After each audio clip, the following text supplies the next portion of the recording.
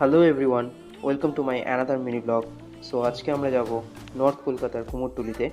তো আমরা এখন লঞ্চে করে শোভাবাজার নেমে গিয়েছি অলরেডি, অ্যান্ড তোমরা দেখতেই পাচ্ছ চারিদিকে বৃষ্টি পড়ছে। তো আমাদের প্ল্যান ছিল এখানে কিছু ফটোশ্যুট করা, দেন এখান থেকে আমাদের স্প্ল্যানেডের ডিসনিল্যান্ড যাওয়ার প্ল্যান ছিল, কিন্তু বৃষ্টির কারণে সেটা আর হয়ে উঠলো না। আমাদের ফটোশ্যুটটাই পুরো ভেঁচাকার হয়ে যায়। সো আমাদের নেক্সট ডেস্টিনেশন ডিসনিল্যান্ডেই যাওয়া যাক। তো আমরা ডিসনিল্যান্ডে পৌঁছে গিয়েছি অলরেডি, অ্যান্ড তোমরা এখানে অ্যাম্বিয়েন্সটা দেখতেই পাচ্ছ, অসাধারণ অ্যাম্বিয়েন্স। অ্যান্ড এই স্প্ল্যানেডের ডিসনিল্যান্ডটা খুবই রিসেন্টলি ওপেন হয়েছে। আমরা 15th আগস্টের দিনে এখানে গিয়েছি, অ্যান্ড এখানে যথেষ্ট ক্রাউড রয়েছে।